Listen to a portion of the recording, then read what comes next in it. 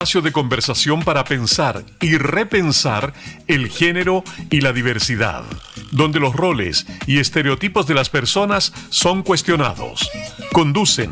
la socióloga Ángela Morales, la asistente social Verónica Negme y la psicóloga Aranza Riquelme. Hola, muy buenos días, esperamos que estén todos muy bien y como cada viernes nos encontramos en un nuevo capítulo de Género en Disputa y para comenzar quiero saludar a Ángela, que hoy no pudo venir, y saludar a Millaray. Hola, yo también quiero saludar a Ángela, que la extrañamos mucho y esperamos que el próximo programa se nos una. Y también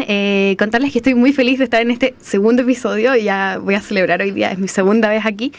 Y Vero, hoy día tenemos muchas sorpresas, ¿cierto? Así es. Contarles a quienes nos escuchan que desde 1969, el día 28 de junio, o sea, hoy, se conmemora mundialmente el Día del Orgullo, LGTBQ+,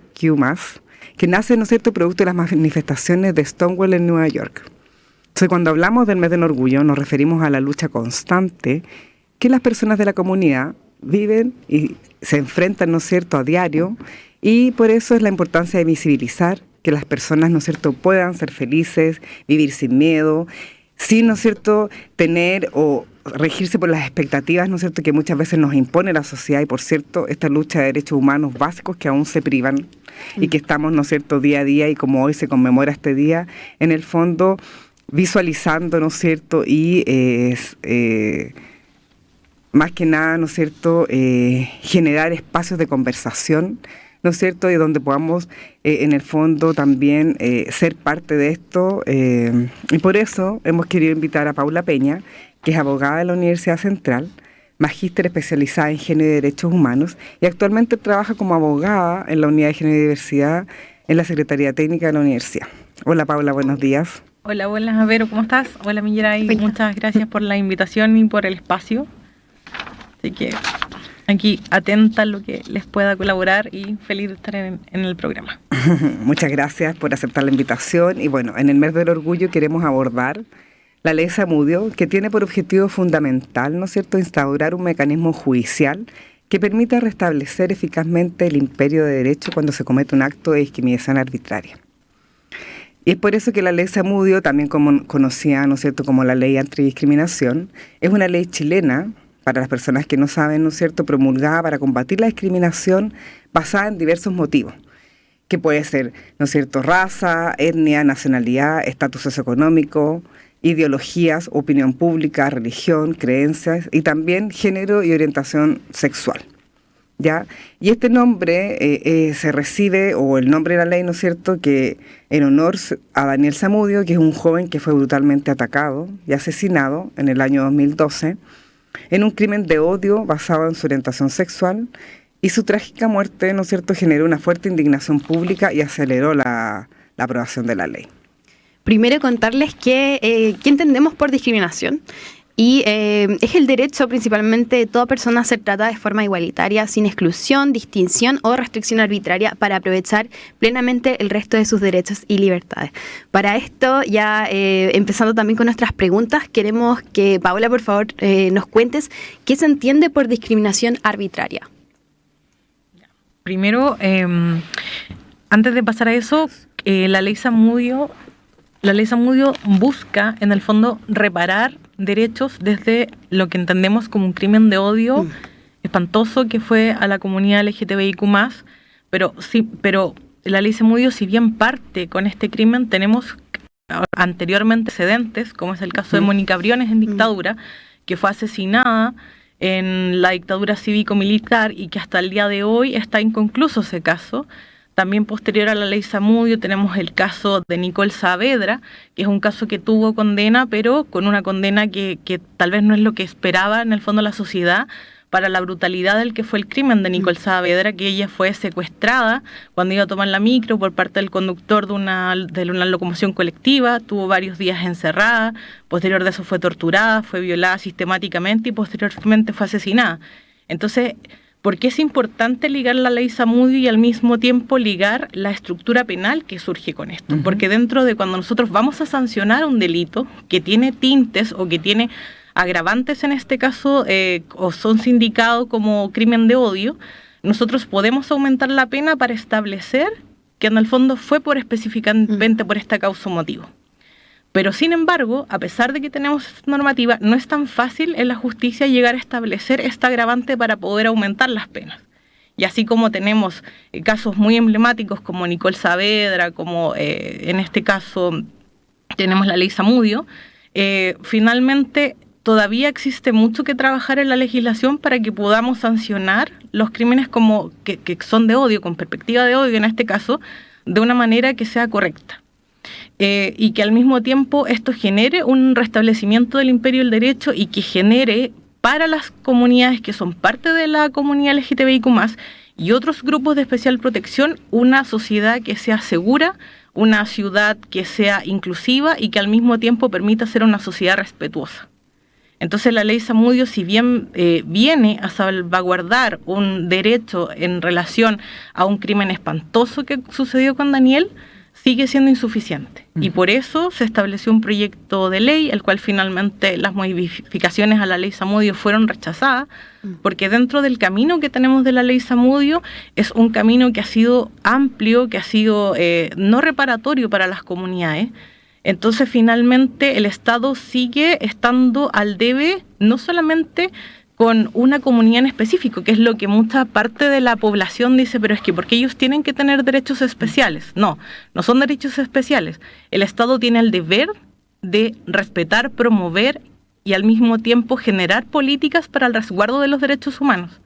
Entonces, si eso lo ligamos al mismo tiempo, donde las personas que pertenecen a grupos de especial protección, no solamente la comunidad LGTBIQ+,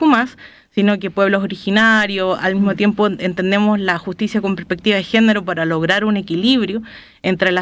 entre, por ejemplo, una mujer que va a solicitar justicia, que ha sido, por ejemplo, que comete un parricidio con su pareja, que, o sea, da muerte a su pareja, pero que hay todo un contexto, que esta mujer, por ejemplo, ha sido sistemáticamente violentada durante 10 años.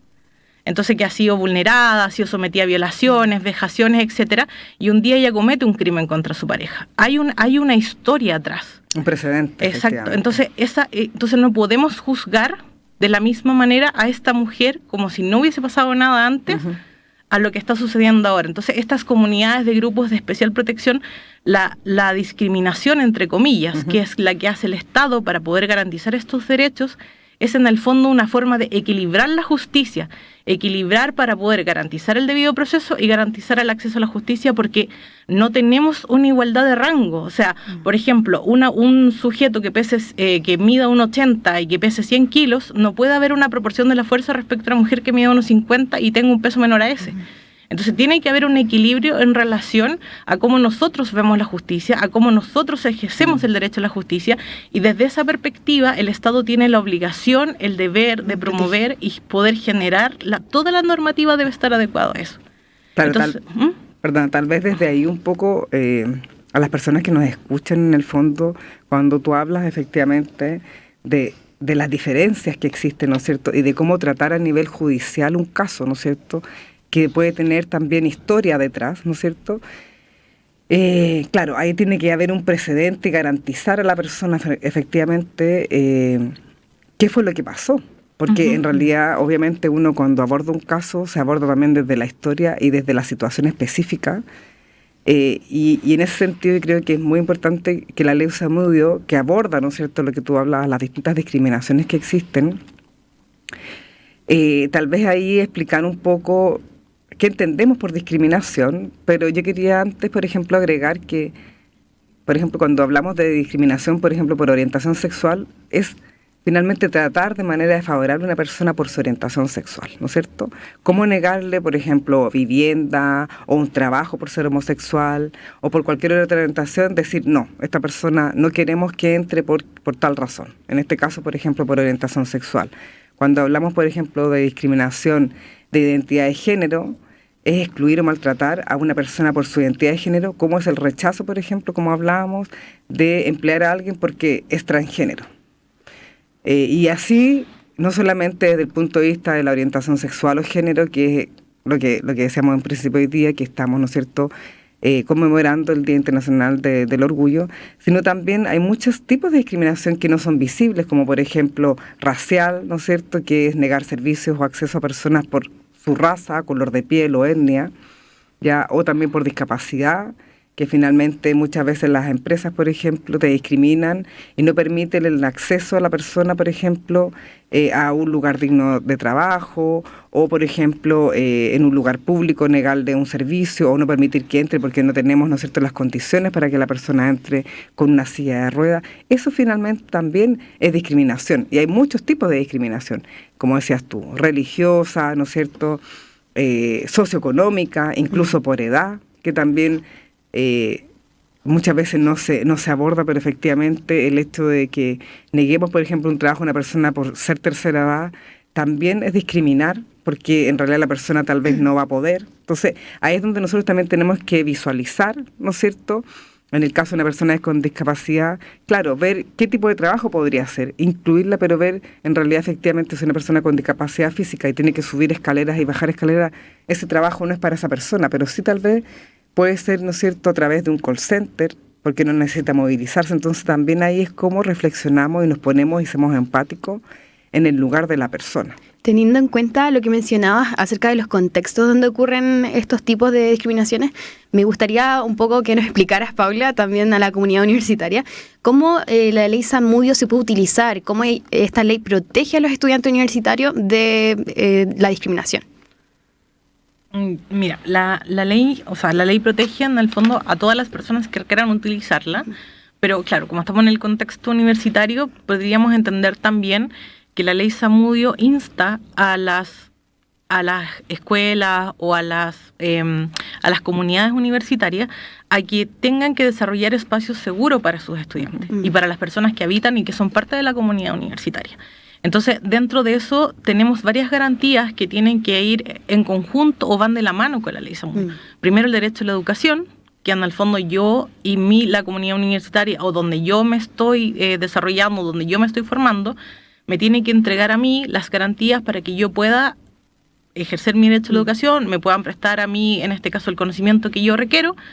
pero con las garantías de que en el fondo, de acuerdo a mi expresión de género, que de acuerdo a mi orientación sexual, de acuerdo a mi raza o de acuerdo a cualquiera de las características determinadas que yo pertenezca a un pueblo originario, pueda estar adecuado para que yo en el fondo pueda desarrollarme plenamente y no se genere una discriminación arbitraria respecto a mí, como ya lo mencionaban ustedes anteriormente, que se entiende por discriminación arbitraria. Entonces, también dentro lo vamos a ampliar más adelante, por supuesto, con la ley TEA también de cómo tienen que ser adecuados los espacios para que, en el fondo, la comunidad universitaria pase a ser inclusiva y que respete a todas las personas y a todas las formas en que las personas puedan entenderse como tal. Y al mismo tiempo, si quisiéramos ampliarlo más aún, incluso podríamos alegar a la ley del consumidor, desde cómo yo, por ejemplo, a través de un contrato que firmo con la casa de estudio, me debe entregar a mí las garantías para que en el fondo, si yo voy al patio con mi expresión de género determinada, o si yo estoy en un aula de clase, el profesor, por ejemplo, no vaya, o la profesora, no vaya a generar ningún tipo de comentario que sea, por ejemplo, de carácter sexista, o que tenga que ver, que infantilice, o que tenga que ridiculizar, por ejemplo, una expresión de género determinada, o que pueda generar bromas respecto de la homosexualidad, que antes se daba mucho. Por ejemplo, cuando se hablaba del colita, cuando se hablaba de la niña que es más masculina, la machito, cosas así. Entonces entendemos que este es un contexto universitario en que el espacio debe ser seguro para el estudiante y que no debe haber espacio para que el profesor pueda generar, o la profesora, cualquier persona que genere dentro de la universidad, pueda en el fondo generar algún tipo de comentario que vaya a generar una discriminación, porque la discriminación, en el caso de la ley Zamudio, las personas que son parte de las comunidades de especial protección no solamente viven una discriminación determinada que te permite accionar una ley, sino que son micro, en este caso micro rechazos o micro discriminaciones que en el fondo se van igualando. Por ejemplo, el por qué un heterosexual puede acceder a esto y yo no. Por ejemplo, ahora en la universidad tenemos los baños neutros, pero por ejemplo en el caso de una persona en expresión de género que no está adaptada a la sala o que no está adaptado, cualquier otro tipo de procedimiento, por ejemplo, o lo que exista en la universidad que requiera, también se van generando estas microdiscriminaciones. Entonces la ley en el fondo la puedes aplicar a todo y te permite al mismo tiempo que en el caso, pensando en un caso muy grave como lo que pasó con Daniel Zamudio, tú puedes recopilar todos tus antecedentes, después de eso, pero si quieren pasamos después al procedimiento y así. Ya. No, pero yo ahí quería mencionar que efectivamente también es importante no solamente en ambientes universitarios, sino también en todo tipo de ambientes, o sea, en ambientes laborales que efectivamente, como dice Paula, también se generan estos micro, ¿no es cierto?, episodios que en el fondo también violentan y violan en el fondo todos los derechos de una persona, finalmente que al momento de, por ejemplo, ingresar a la parte laboral, y también muchas veces afecta al clima laboral, porque finalmente los ejemplos que tú dabas se dan en todo ámbito. Exacto. También me gustaría que nos explicaras, Paula, tal vez, cómo denunciar estos casos aquí en la universidad. ¿Cómo utilizar esta ley Zamudio? Ya, es que dentro de la universidad tenemos varias líneas. Estamos hablando sobre nosotras, como que sí, explícanos. Pero tenemos varias líneas dentro de lo que es el contexto universitario. Respecto de los estudiantes, primero siempre es positivo, a menos que la situación sea como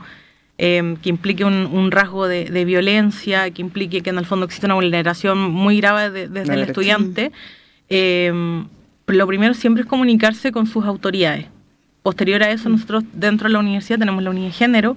que a través de la aplicación del reglamento permite la adecuación de todas las medidas necesarias para poder investigar la situación y poder dar medidas concretas al estudiante, y que esto le permita al mismo tiempo sentir una seguridad dentro de su espacio de trabajo, y que al mismo tiempo va a ser contenido por un psicólogo y se le va a prestar toda la ayuda que se requiere en la unidad de género, y esto va a estar en concordancia con la autoridad de la universidad,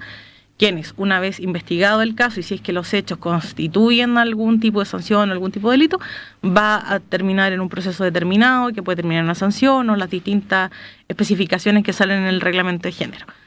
Y en el caso de un trabajador, lo importante es que se acerque a su jefatura y se pueda activar, en este caso, el reglamento que tenga la universidad en relación a eso, respecto de aplicar al mismo tiempo su contrato de trabajo, de ver cuáles son las especificaciones que tiene, si en el reglamento de orden y higiene, por ejemplo, sale, cuáles son las conductas, etcétera, etcétera, y que pueda dirigirse y que ahí avanzar y tomar las adecuaciones, ya sea en recursos humanos o al mismo tiempo en el caso de la unidad de género, en caso que se genere violencia, para ver cómo se aborda la situación de manera integral, porque en el fondo las denuncias no son algo negativo en la universidad ni en ningún trabajo. En el fondo, si nosotros generamos un control preventivo y nosotros podemos tomar acción, hacemos comunidades, no solamente la universitaria, hacemos comunidades de trabajo mucho más sanas y seguras, en que el ambiente laboral mejora la productividad y todas las personas pueden ejercer esa comunidad y puede surgir esa comunidad de mejor forma. Pero si en el fondo llegamos al final de la situación, es complejo, porque en el fondo todos los recursos están enfocados a algo que podríamos haberlo prevenido anteriormente. Efectivamente. Sí, bueno,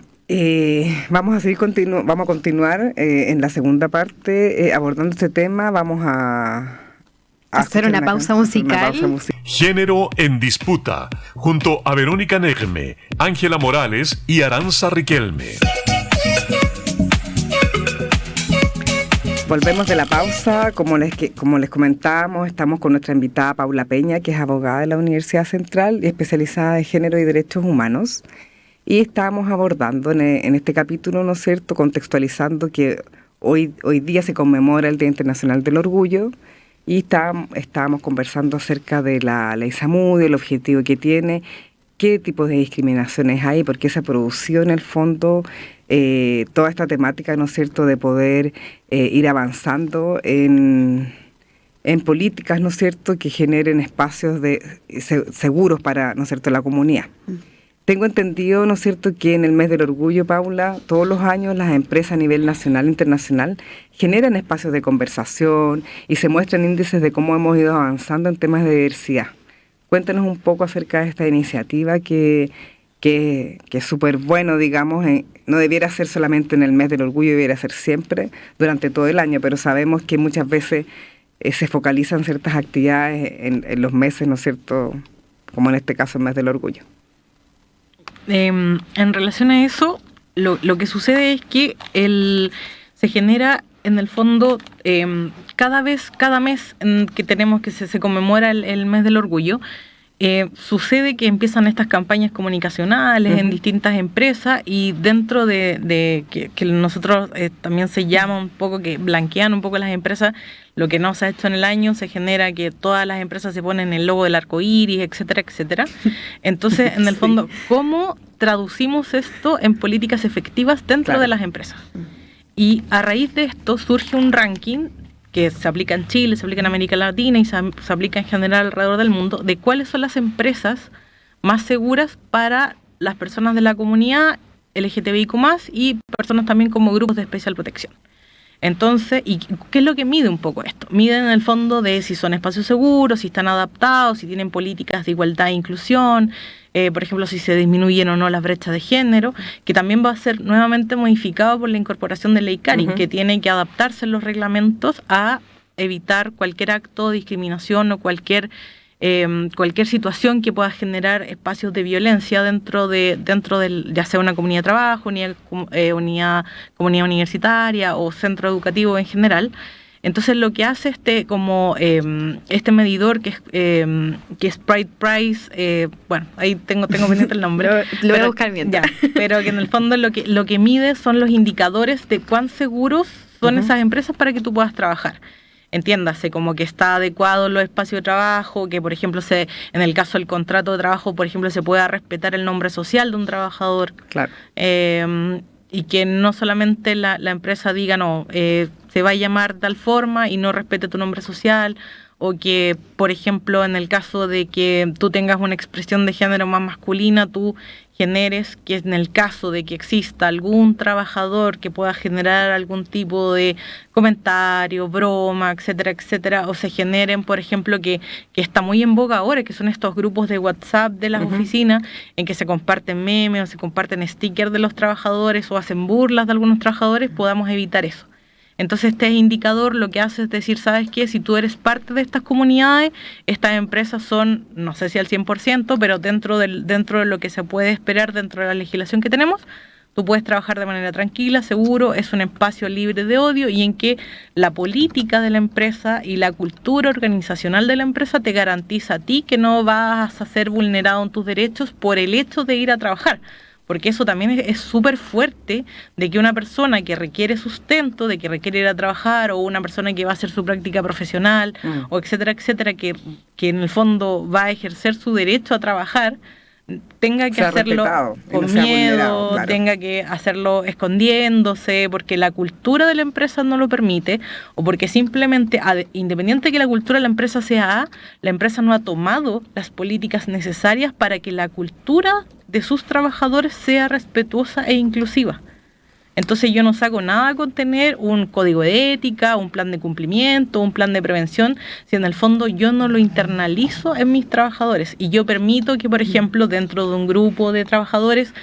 hagan memes o digan, oye, ahí viene el colita, o se generen cosas así, y que en el fondo solo se resuelve con una reunión que pueda tener la jefatura con el trabajador y se acabó. Claro, a mí me queda dando vuelta un poco lo que tú decías, Paula, con respecto a algo que no se visibiliza mucho, que está recién como saliendo un poco,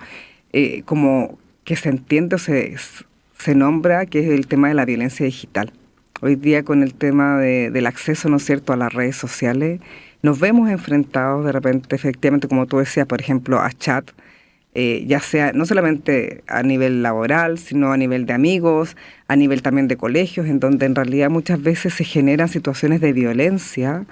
que antes no existía, porque no teníamos ese acceso a poder burlarnos, por ejemplo, mandar, como dices tú, una foto a otro lado. Pero hoy día, efectivamente, el tema digital trae cosas muy buenas, pero también trae cosas muy negativas. Las redes sociales lo mismo, el hecho de, por ejemplo, de repente burlarse de alguien, ¿no es cierto?, a través de las redes. Eso también genera que no ser tratado de forma igualitaria y de acuerdo, ¿no es cierto?, a los derechos, y que seas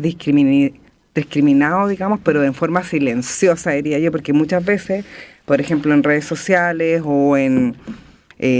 finalmente en chat, tú no le dices a la persona directamente lo que piensas, sino a través de un escrito que la persona también lo puede tomar de buena forma o de mala forma. Y de repente, por ejemplo, como dices tú, una foto puede significar una violencia enorme para la persona que lo está viviendo, porque uno, y eso es lo que siempre hemos hablado acá, uno no sabe tampoco cómo lo estoy pasando. O sea, porque ya, ¿no es cierto?, por ejemplo, el estar vivenciando una transición, por ejemplo, de género, el transitar no es fácil porque tú tienes muchas barreras, y no solamente barreras sociales, ¿no es cierto?, sino también barreras, por ejemplo, familiares, económicas, y a eso sumar, por ejemplo, hoy día el tema de las redes, que efectivamente afecta un montón porque mucha gente busca validación a través de las redes.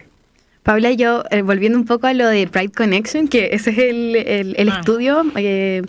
me llamó la atención lo que es la clasificación según nivel de desarrollo, porque estuve leyendo cuáles son los 3 tipos y leyendo como la clasificación A, también me da la impresión de que habla mucho como de la dignidad y es como el tipo de ambiente laboral o tal vez espacio que todos deberíamos tener. Por ejemplo, se menciona que la clasificación A es una organización donde las personas LGBT y más y aliadas pueden sentirse integradas, respetadas y con condiciones de igualdad. Existe una cultura en la que puedan hablar abiertamente sobre su identidad de género u orientación sexual sin miedo a consecuencias negativas por parte de la organización o de quienes trabajen en ella. Eso habla mucho como de la dignidad. Entonces, viendo como los índices, que también existan muchas de clasificación C, también habla como que este año tal vez hay muchas que recién se integraron a este tipo de estudio, pero en sí quieren llegar a la clasificación A. Entonces, como vemos que hay más empresas, eso también es como un aspecto bien positivo, o según como lo que estaba leyendo acá. Como que cada año son más las empresas que se están uniendo y que quieren también participar del estudio en base a esto. Sí, es súper importante porque en el fondo si uno ve los indicadores, son bien de sentido común. Como que básicos. Sí, son bien como que en el fondo es respetar la dignidad humana, respetar la dignidad del trabajador, que en el fondo pueda ejercer sus labores para lo cual está siendo contratado en un espacio libre de violencia y que en el fondo ese espacio le permita no ser vulnerado todos los días y que no sea maltratado. Entonces, la verdad es que es bien... debería ser como un desde, pero es como obvio al final, como lo que mencionan, pero llama la atención igual que muchas estén dentro de la categoría más baja, por así decirlo. Sí, es que por ejemplo si tú lo pones en una persona que va a hacer la práctica o que va a su primera entrevista de trabajo y por ejemplo tiene una expresión de género más femenina o está transitando, entonces ¿cómo se enfrenta esta persona que pertenece a la comunidad LGTBIQ+, del qué dice? Vivo cuando, por ejemplo, esas preguntas no deberían estar dentro de una entrevista laboral porque la vida privada del trabajador no dice relación con el trabajo o la labor que va a desarrollar para lo cual está siendo contratado en una empresa. Pero sucede. Entonces, por ejemplo, si le preguntan con quién vive, y ahí surge la duda, porque ya sea porque la empresa no está en el indicador, ya sea porque es una empresa, no sé si conservadora, pero también pasa mucho en los organismos del Estado, en que, ¿qué dice esta persona que está respondiendo a la entrevista? ¿Dice que vive con un hombre o que vive con una mujer y que su pareja en el fondo es del mismo sexo? Y en el caso que haya una comida o se junten después en la empresa, ¿va a poder ir con su pareja del mismo sexo sin que esto genere un ruido? Claro, finalmente. Por ejemplo, esa persona que después va a jugar fútbol con sus compañeros, a sus compañeros cuando vaya al camarín, ¿le harán algún tipo de discriminación porque él tiene una pareja del mismo sexo siendo hombre? Entonces, todo ese tipo de cuestionamiento se hace en la población LGTBIQ+, que tal vez el hombre heterosexual cisgénero no se la hace porque va al camarín y le da lo mismo. Pero la otra persona dice, pucha, ¿qué hago? ¿Me pongo en este rincón? No quiero que piensen que yo los estoy mirando, no quiero que piensen que porque a mí me gustan los hombres, yo voy a generar algún tipo de situación distinta de acoso hacia ellos. Claro. Entonces, es estar permanentemente de manera reactiva. Sí, y tocando de nuevo el tema del índice, los resultados por dimensión también arrojaron verdades acerca de cuáles son las iniciativas que se están tomando, y en las que estaba aquí observando, hablan de que el 7.6% de las organizaciones cuenta con un programa de contratación destinado a personas trans. Si bien es como muy bajo el índice, igual estas son medidas que llaman la atención, teniendo en cuenta que 10 años atrás tal vez esto nunca hubiese sucedido. Era cero. Sí. Efectivamente. También habla de que el 22,9% de las organizaciones cuenta con iniciativas dirigidas específicamente a la atracción del talento joven LGBT. O sea, a mí me llama mucho la atención y también, pese a que no soy parte de la comunidad, estoy muy contenta de que esto sea así porque tengo amigas que sí pertenecen a la comunidad, entonces como que ver que tal vez en el ámbito laboral no se vean con la misma dignidad que, por ejemplo, yo que soy hetero,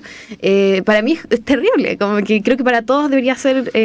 súper fuerte y también tenemos que motivar estos tipos de iniciativas. Sí, yo creo que desde ahí en el fondo es como nos, o sea, finalmente un poco lo que decía Paula. Cuando tú entras al mundo laboral, por ejemplo, o al colegio, los niños, ¿no es cierto?, niñas, niñes, son preguntas que no debieran estar, ¿no es cierto?, pero de repente el hecho de que te generen, porque finalmente nadie se pone en el lugar de la persona que está, por ejemplo, viviendo la transición, o que se enfrenta, como decía Paula, a una entrevista de trabajo y no sabe qué responder o cómo reaccionar, porque como efectivamente cuando tú vas a una entrevista de trabajo es porque necesitas el trabajo. Y obviamente cada día hay empresas que en el fondo aceptan, más que aceptar, es como que son más diversas, digamos, ¿no es cierto? Y que en realidad no importa si tú vas con el color pintado, o sea, con el pelo pintado de algún color o no, sino que uno siempre debiera en las empresas enfocarse en lo que uno está contratando y para qué está contratando, en las capacidades del profesional y no en las capacidades físicas o en la vestimenta, pero eso es efectivamente un cambio que se ha ido produciendo de a poco, que efectivamente Chile es un país conservador, en donde hemos tenido que establecer leyes para que, ¿no es cierto?, se puedan ir cambiando, que es lo que hablamos al principio, ¿no es cierto?, han tenido que suceder acciones muchas veces de suicidio o muertes para que se generen cambios en la sociedad, ¿ya? Y yo creo que ahí es donde uno llama a reflexionar en cómo nosotros, ¿no es cierto?, somos más empáticos con la persona que está al lado porque no sabemos lo que está pasando, lo que está viviendo, cómo nos ponemos, ¿no es cierto?, en el lugar del otro, sin finalmente, sin discriminar, ¿no es cierto?, sin generar una situación incómoda, sin en realidad transgredir tus derechos, porque finalmente lo que termina pasando es que estos comentarios o acciones transgreden tus derechos fundamentales, esenciales, ¿no es cierto? Entonces, es como ¿cómo hacemos de que la persona no viva con miedo hoy día, ¿no es cierto? El poder salir libremente, por ejemplo, a la calle, como la persona quiera salir, o expresarse como quiera expresarse sin tener miedo a ser discriminado, ¿no es cierto? Entonces ahí es donde yo siempre hablo un poco de todo el tema educativo, que para mí es fundamental, de cómo nosotros educamos ¿no es cierto?, no solamente a las instituciones públicas y privadas, sino también cómo educamos, ¿no es cierto?, a la educación, por ejemplo, infantil, superior, ¿no es cierto?, a los papás también, que muchas veces, mamás, papás, que no sabemos, a las familias, que muchas veces tampoco saben y entienden bien, digamos, la gente, muchas veces adultos mayores tampoco entienden, ¿no es cierto?, que un nieto esté pasando una transición. ¿Cómo nosotros abordamos estas temáticas? Educamos, pero también apoyamos, desde el cariño, ¿no es cierto?, desde la empatía, desde los colegios educamos a nuestros hijos, ¿no es cierto?, para que no se generen situaciones de discriminación, risas, bullying, que es algo que usualmente suele pasar. Entonces, la carga la lleva, en este caso, la persona que está viviendo, por ejemplo, como hablábamos, la transición. Yo creo que pasando a otro punto que es importante destacar durante este mes del Pride, podríamos también abordar un poco lo que fue el rechazo de la Ley Zamudio 2.0, este proyecto que fue rechazado el 4 de junio. O sea, estaba dentro de este mes. Y quiero también destacar un poco de lo que se habló durante este rechazo, donde el proyecto básicamente pasó a comisión mixta ahora, en estos momentos, tuvo 63 votos a favor, 69 en contra y tuvo 13 abstenciones. Dentro de lo que se habló después de este rechazo, el ministro de Justicia comentó, Luis Cordero, declaró que muchos de los argumentos de la sala eran de temor, más que argumentos basados en la evidencia del texto. Me gustaría también hablar de ese desconocimiento que hay acerca de lo que está viviendo la otra persona, de lo que es la discriminación, entender también lo que es la discriminación dentro de este tipo de leyes y tal vez qué piensan los diputados y las demás personas que están dentro de estas comisiones y que están en contra de estos proyectos, tal vez que entienden, como por ejemplo, que entienden como ley Zamudio. Tal vez no se están enfocando en el mismo punto, no sé si no se entendió un poco lo que era el proyecto, y me gustaría preguntarle a Paula, ¿qué se entiende también como un proyecto en en esta ley Zamudio? Porque se llama 2.0, pero ¿qué es lo que buscaba finalmente? ¿Qué buscaba fortalecer? ¿Qué cambio buscaba? Sí, ¿qué es lo que buscaba fortalecer este proyecto? Ya, mira, lo que pasa es que tenemos dentro de lo que es el Congreso y nuestro honorable diputado y representante, tenemos, yo creo que el problema es la concepción moral y religiosa que eso genera, porque no entendemos que las políticas públicas van más allá de nuestra creencia religiosa. Sí, efectivamente. Entonces, una política pública de Estado no puede incorporar como las convicciones religiosas, porque por eso somos un Estado laico y nos separamos de la Iglesia hace mucho tiempo. Entonces, pero por supuesto que esto también responde a las características determinadas que tiene cada sector, y cada sector responde a sus votantes. En este caso, quienes se opusieron son personas, son ya sea el diputados que en el fondo tienen un votante que es altamente religioso. Entonces responden a eso y no entienden que la ley Zamudio o la ley Zamudio 2.0 responde a que es una ley que debe mejorar políticas públicas. Entonces, por lo tanto, ante eso es difícil que el proyecto en sí avance, y por supuesto que es un retroceso, sobre todo en el mes del orgullo, y sobre todo que en el fondo nuevamente es una vulneración a la comunidad, porque en el fondo el Estado, más allá de seguir ampliando en derechos o seguir garantizando derechos, retrocedemos a la discusión Iglesia-Estado. ¿Y cómo la ley Zamudio se quedó floja? Es decir, ¿por qué estamos buscando esto? ¿En qué puntos crees que no está protegiendo del todo? Lo que pasa es que la ley Zamudio no solamente protege a la comunidad LGTBIQ+, sino que, por ejemplo, a las personas que están en situación de discapacidad o que hayan surgido, o que hayan sentido algún tipo de discriminación, que, por ejemplo, como bien decía Verónica anteriormente, se da mucho en las personas, por ejemplo, adultas, o las personas más grandes que van a hacer un trámite, o personas, por ejemplo, que están en situación de discapacidad y requieran hacer un trámite y no está adaptado el lugar y lo pasan súper mal y en el fondo no los pueden atender. Entonces la ley Zamudio, si bien es cierto, fue un paraguas de garantías que permitió avanzar en una temática con un hecho que ocurrió muy doloroso, pero en el fondo no hemos podido adaptar todo el sistema del Estado a ello. Entonces, independiente que ahora, por ejemplo, hay matrimonio igualitario y todo lo demás, no está absolutamente adaptado a que hay un 100% de garantía, y que no solamente la discriminación, que es así como lo vieron en ese momento y por eso también se rechazó, no es solamente a la comunidad LGTBIQ+, no es que la comunidad LGTBIQ+ vaya a tener más derechos que los otros, sino que no se entiende desde esta concepción de Estado, desde la concepción en el fondo doctrinal y al mismo tiempo de política pública, que hay un grupo que tiene determinadas características, que requiere una determinada legislación y que requiere una determinada normativa para que en el fondo pueda haber un equilibrio entre las distintas personas que componen la sociedad. Claro, por eso yo cuando inicié un poco el programa también hablaba de que la ley Zamudio, por eso es importante que la gente que nos escucha hoy día lo sepa,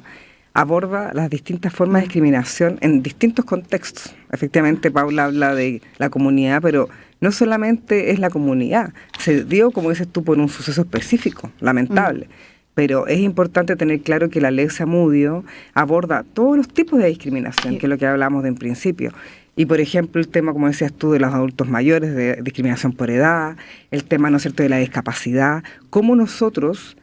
como sociedad, finalmente generamos espacios y acceso a las personas a nivel público, privado, en empresas, en colegios, ¿no es cierto?, seguros para las personas. Libres, ¿no es cierto?, de violencia, porque finalmente cuando hablamos de discriminación es una violencia que tú sufres por un acto específico. Entonces, por ejemplo, hoy en día tenemos también la religiosa, tenemos hoy día por nacionalidad. En Chile, estos últimos 10 años, tenemos hemos aprendido, digamos, incluso yo creo, a tratar, a ver todo el tema de la migración que ha llegado a Chile y de cómo nosotros también nos hacemos cargo de eso,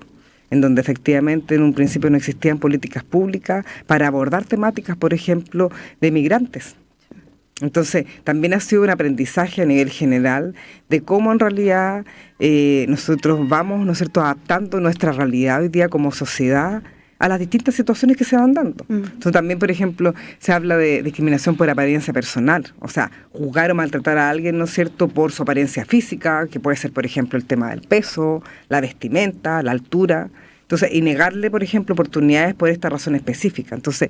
la discriminación y la ley Zamudio aborda todas estas discriminaciones. Muchas veces yo creo que ahí está el error, se ha visualizado como que la ley Zamudio está enfocada solamente a la comunidad LGTBIQ+, pero no es así. La ley Zamudio aborda, y es un paraguas efectivamente, que aborda todo tipo de discriminación. Por lo tanto, por eso yo creo que es urgente hoy día hacer una 2.0, porque hay muchas cosas que han ido quedando atrás, porque la sociedad también ha ido cambiando. Vamos a ir a una canción antes de ir cerrando, porque ya nos queda poco tiempo, y para poder terminar de conversar este tema tan interesante. Ya estamos de vuelta con Género en Disputa, junto a Verónica Negme, Ángela Morales y Aranza Riquelme. Continuamos en la última patita que nos queda del programa, hablando un poco de, como les mencionábamos, de todo el tema de la discriminación, la ley Zamudio, los tipos de discriminación, que es claro, ¿no es cierto?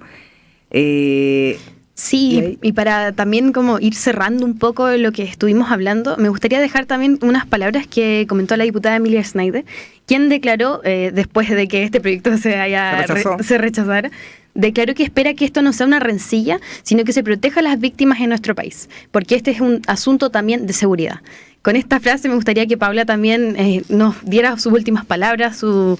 reflexión final. O sea, yo entiendo que en el fondo el comentario que da al cual apunta la diputada dice relación con el fondo con lo que sucedió en la cuenta pública que señaló el presidente de que se va a impulsar hacia un aborto libre. Entonces, y claro, por supuesto, después se trató con la Cámara de Diputados la reforma a la ley Zamudio, entonces se entiende que hubo una rencilla en el fondo como una pasada de cuenta. Claro.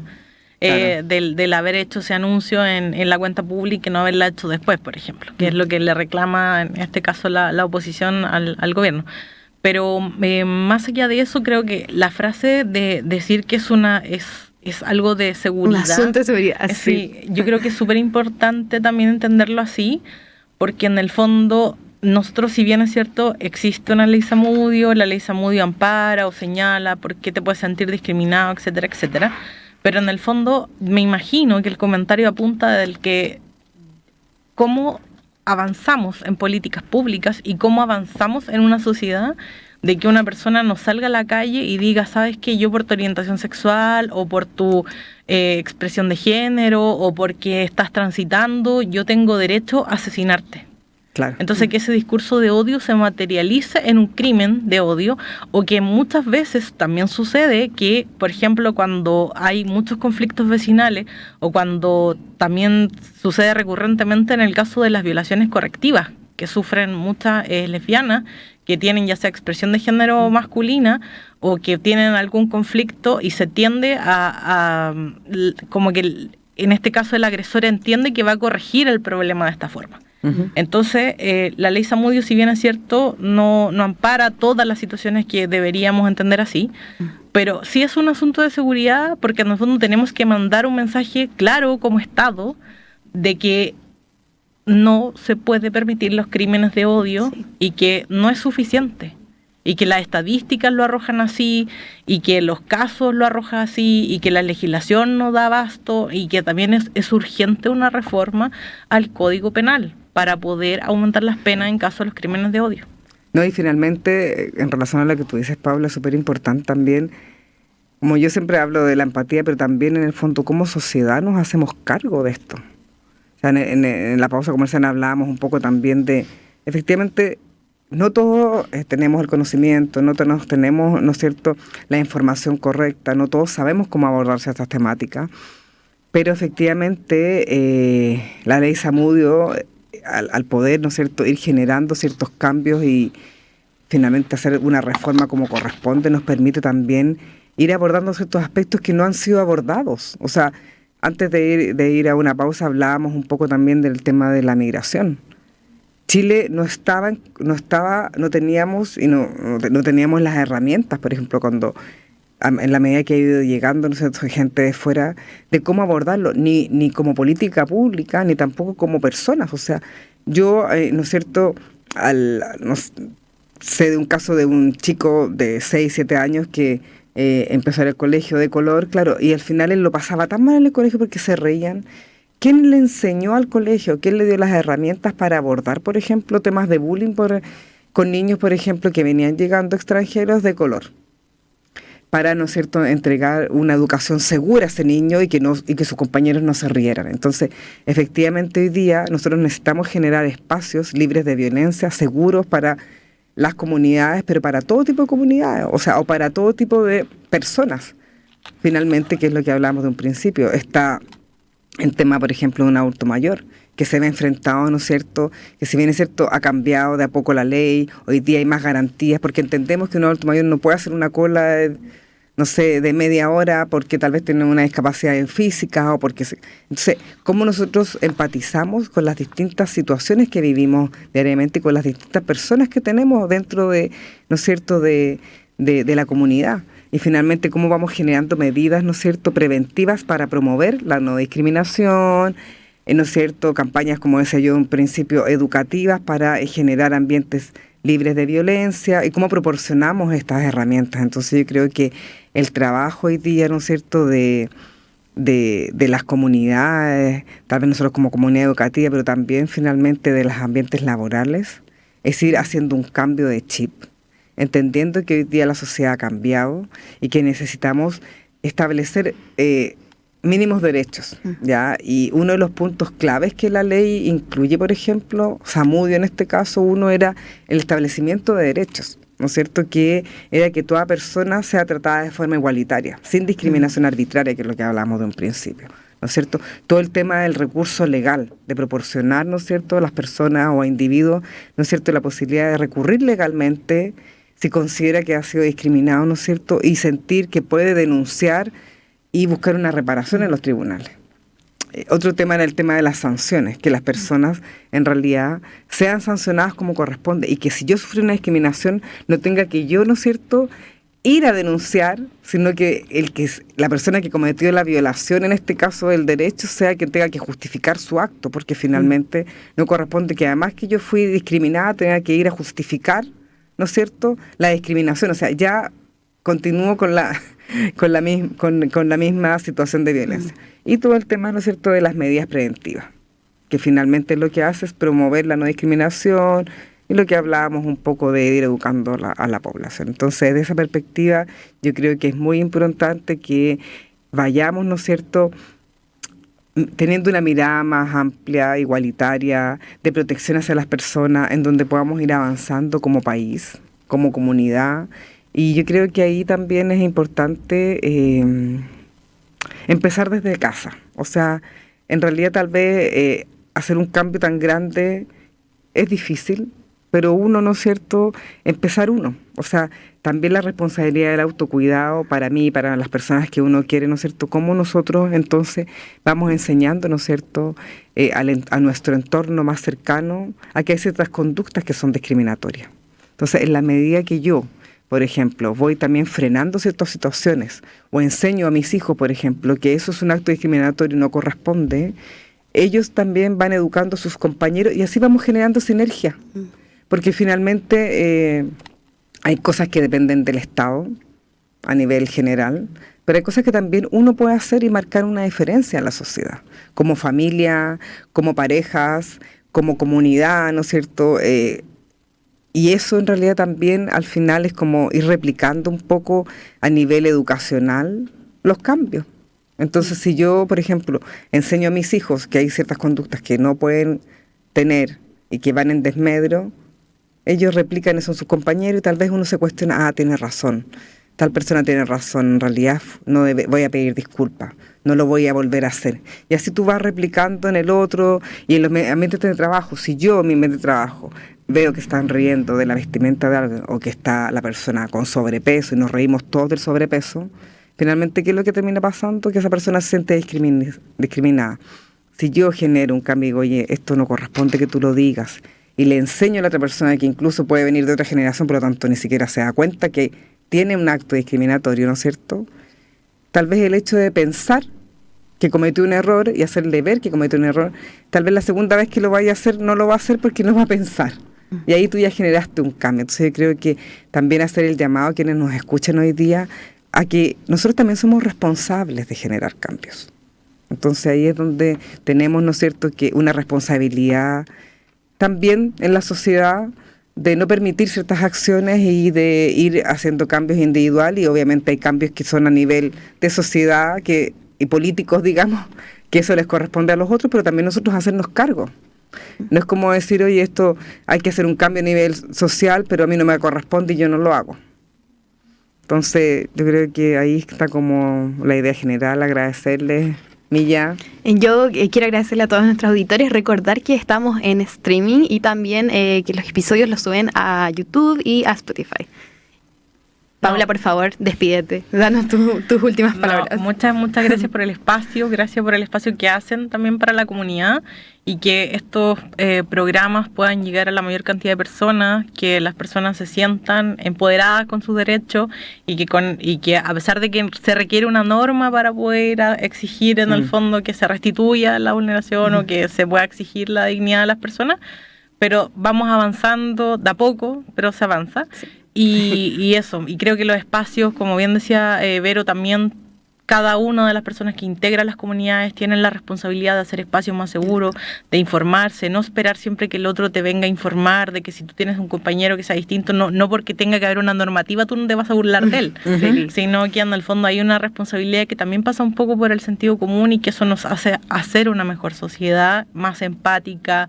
y que al mismo tiempo permita desde el cariño incluso poder generar espacio mucho más seguro para las personas. Así que eso, muchas gracias. Gracias por acompañarnos el día de hoy. Nos despedimos hasta el próximo viernes.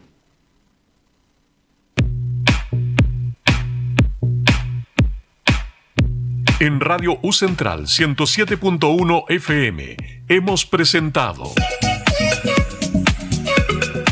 Género en Disputa. Un espacio de conversación para pensar y repensar el género y la diversidad, junto a la conducción de Ángela Morales, Verónica Negme y Aranza Riquelme. Nos volvemos a encontrar la próxima semana.